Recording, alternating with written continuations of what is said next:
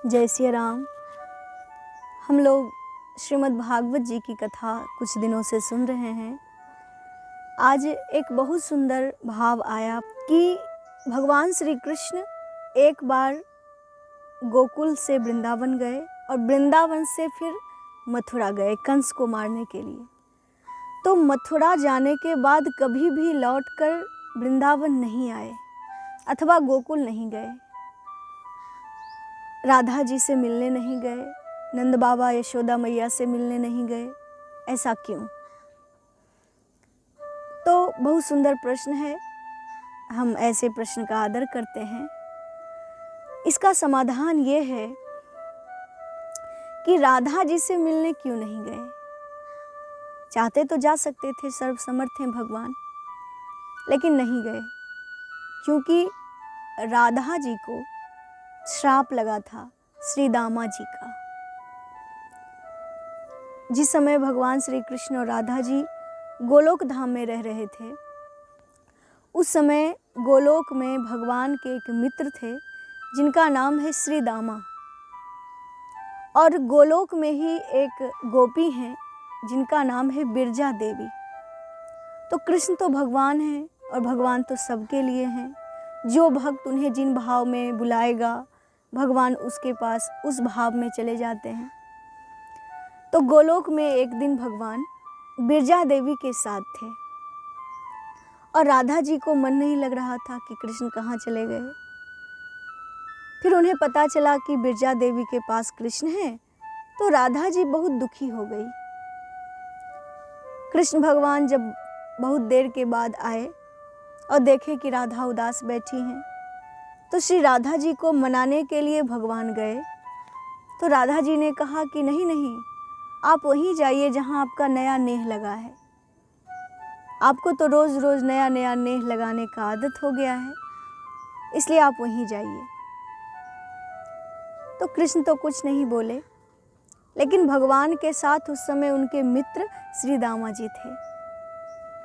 श्री दामा जी ने देखा कि राधा जी भगवान से ऐसे बोलती हैं, तो उन्हें अच्छा नहीं लगा। और जब भगवान वहाँ से चले गए, तो श्री दामा जी ने राधा जी से कहा कि राधे, तुम बड़ी माननी हो गई हो। कृष्ण तुम्हें इतना प्रेम करते हैं, इसलिए तुम्हें अभिमान हो गया है। अगर श्री कृष्ण चाहे तो तुम्हारे जैसे करोड़ों शक्तियों को बना सकते हैं, और तुम उनसे इस तरह से बात करती हो। तो राधा जी को गुस्सा आ गया। राधा जी ने कहा कि ओ मूर्ख, तुम बाप श्री कृष्ण की बड़ाई करते हो और मैं माँ हूँ, मेरी निंदा करते हो। मैं तुम्हें श्राप देती हूँ, जाओ राक्षस हो जाओ। तो श्री दामा को भी क्रोध आ गया। श्री दामा जी ने कहा कि अच्छा, तुमने मुझे राक्षस होने का श्राप दे दिया, तो हम भी तुम्हें श्राप देते हैं। तुम्हें भी धरती पर गोपी के रूप में जन्म लेना पड़ेगा और श्री कृष्ण से 100 वर्षों का वियोग हो जाएगा। अब दोनों एक दूसरे को श्राप दे दिए और फिर पश्चाताप करने लगे कि ये तो गलत हो गया। फिर भगवान श्री कृष्ण आए, राधा को मनाए। राधा जी ने कहा कि प्रभु, हमसे बड़ा अपराध हो गया। इस तरह से हमने श्री दामा को श्राप दिया और श्री दामा ने हमको दिया। सो उसके श्राप से मुझे 100 वर्ष के लिए धरती पर जाना पड़ेगा। 100 वर्ष के लिए आपसे वियोग हो जाएगा। मैं तो आपसे एक क्षण भी वियोग सहन नहीं कर पाती हूँ। एक पलक भी मुझे एक युग के समान लगता है। और इन्होंने कहा कि 100 वर्ष के लिए आपसे वियोग हो जाएगा, तो मैं कैसे रह पाऊंगी।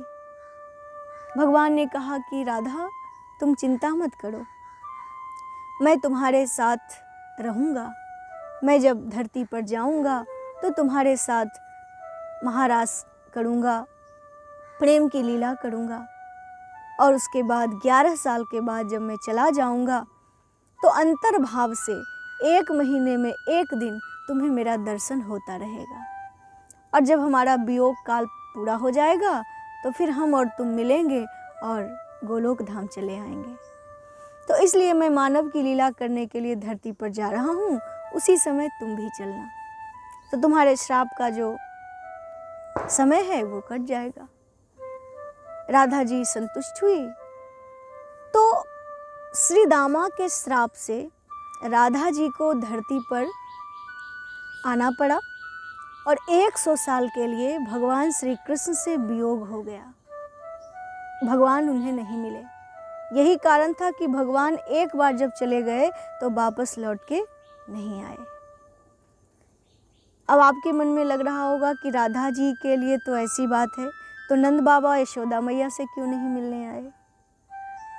नंद बाबा यशोदा मैया से नहीं मिलने का कारण है कि नंद बाबा पूर्व जन्म में ब्राह्मण थे।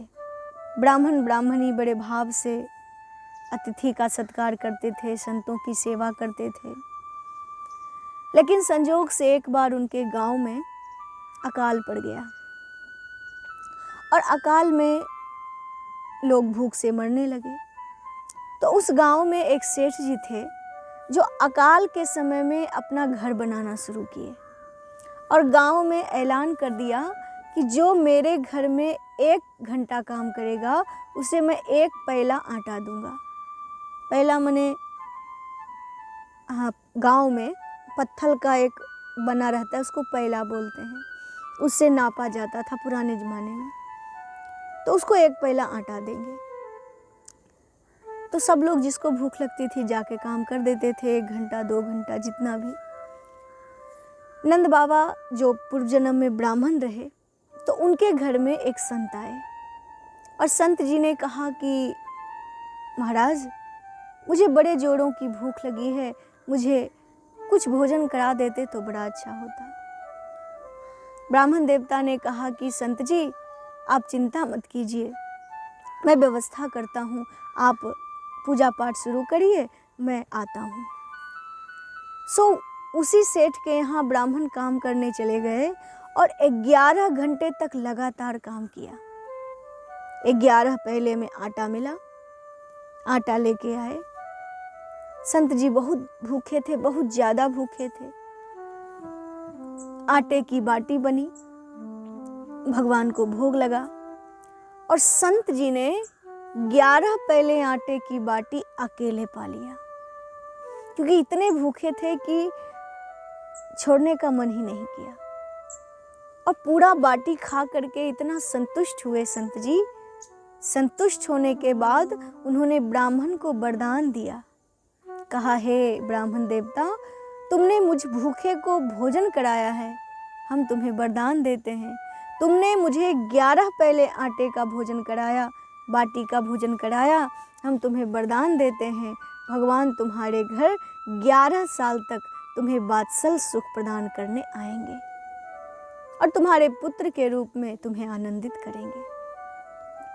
तो उन्हीं अतिथि के सेवा करने से ब्राह्मण को ये फल मिला। अगले जन्म में नंद और यशोदा के रूप में प्रकट हुए और 11 साल तक श्री कृष्ण भगवान को पुत्र रूप में पाने का सुख मिला और उनकी सेवा करने का अवसर मिला।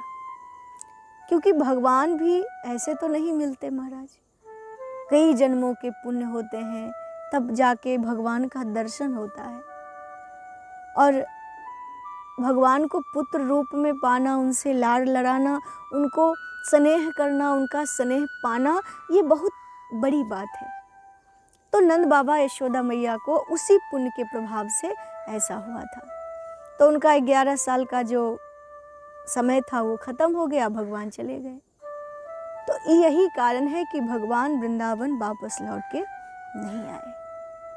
और बाल सखा, गोपियाँ, ये सब तो उच्च कोटि के संत हैं जो कृष्ण का दर्शन पाने के लिए करोड़ों जन्मों से तपस्या करते रहते थे। और तब जाके द्वापर युग में उन सब की लालसा पूरी हुई, जब गोपी बन के, ग्वाल बाल बन के, गाय बन के वृंदावन में सब आए। तो भगवान के वापस नहीं लौटने का यही कारण है। और कारण तो बहुत है, हरि अनंत, हरि कथा अनंता। लेकिन हमारे विचार से हमने जितना अध्ययन किया आपको सुना दिया। ऐसे ही आपके मन में भाव आते रहें तो हम चर्चा करते रहेंगे। अगर अच्छा लगा तो बहुत अच्छा, फिर सुनेंगे भागवत जी का प्रसंग।